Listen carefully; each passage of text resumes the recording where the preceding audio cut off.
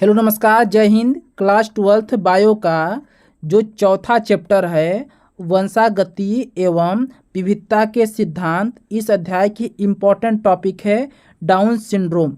इस टॉपिक को तैयार कर लीजिए क्योंकि इस टॉपिक से प्रश्न आपके एग्ज़ाम में ज़रूर पूछा जाएगा। बोर्ड एग्ज़ाम में यहाँ से प्रश्न पूछा जाता है, नीट एग्ज़ाम में यहाँ से प्रश्न पूछा जाता है, CUET एग्ज़ाम में डाउन सिंड्रोम टॉपिक से प्रश्न पूछा जाता है। छोटी टॉपिक है लेकिन इस टॉपिक को तैयार कर लीजिए। अगर आप इस वीडियो को देख लेंगे पूरा तो यह जो टॉपिक है आपको याद हो जाएगा और आप जीवन में कभी नहीं भूलेंगे। चलिए आपको बता देते हैं डाउन सिंड्रोम के बारे में। डाउन सिंड्रोम एक प्रकार का रोग है जो कि बच्चों में होता है। अधिकांशतः यह रोग किस में होता है? बच्चों में होता है। जैसा कि आप जानते हैं मानव में 23 जोड़ी गुणसूत्र पाए जाते हैं। 23 जोड़ी मतलब 46 गुणसूत्र पाए जाते हैं। क्या पाए जाते हैं? 23 जोड़ी यानी कि 46 गुणसूत्र पाए जाते हैं। जो 21वां जोड़ी गुणसूत्र होता है, 21वां जोड़ी जो गुणसूत्र होता है, उस गुणसूत्र में 2 के बजाय 3 जीन उपस्थित हो जाते हैं। कितने? 3 जीन उपस्थित हो जाते हैं।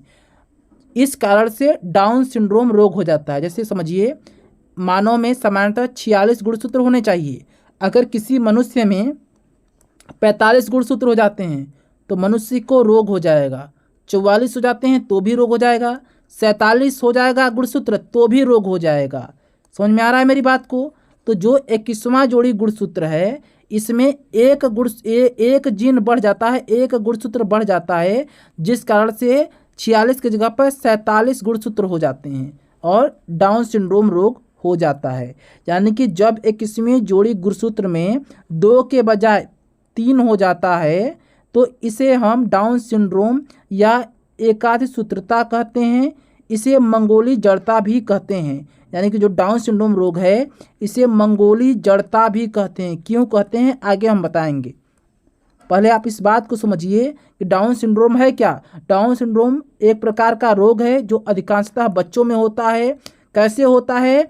जो 21वां जोड़ी गुणसूत्र होता है, 21वां जोड़ी गुणसूत्र होता है उसमें 2 के बजाय 3 गुणसूत्र हो जाते हैं। 3 गुणसूत्र हो जाते हैं। इस कारण से डाउन सिंड्रोम रोग हो जाता है। ठीक है, यानी कि जब 21वें जोड़ी गुणसूत्र में 2 के बजाय 3 गुणसूत्र उत्पन्न हो जाते हैं तो तब डाउन सिंड्रोम रोग हो जाता है। और कोई बच्चा या कोई मानव डाउन सिंड्रोम रोग से ग्रसित हो जाता है या किसी बच्चे को डाउन सिंड्रोम रोग हो जाता है तो बच्चे का जो चेहरा होता है, शरीर होता है, वह मंगोलियन लोगों की भांति दिखाई देता है। कैसा? मंगोलियन लोगों की भांति दिखाई देता है। मंगोलियन लोगों की तरह दिखाई देता है। इस कारण से इस रोग को मंगोली जड़ता भी कहते हैं। किस रोग को? डाउन सिंड्रोम रोग को मंगोली जड़ता भी कहते हैं। थोड़ा आप लक्षण देखेंगे, लक्षण ध्यान से देखेंगे और एक पॉइंट और आप याद रखिएगा जो कि मैं आखिरी में बताऊंगा। ठीक है, देखिएगा ध्यानपूर्वक। अगर लक्षण की बात करते हैं तो गर्दन मोटी होती है। गर्दन कैसी होती है? मोटी होती है। अंगुली छोटी होती है। अंगुली छोटी होती है। त्वचा खुरदुरी होती है। त्वचा कैसी होती है? खुरदरी होती है। ठीक है। जीभ मोटी होती है। जीभ मोटी होती है। बच्चे का मानसिक विकास नहीं होता है। कोई व्यक्ति डाउन सिंड्रोम रोग से पीड़ित हो जाता है तो मानसिक ग्रोथ रुक जाती है। समझ में आया मेरी बात को? ये सभी डाउन सिंड्रोम के लक्षण हैं।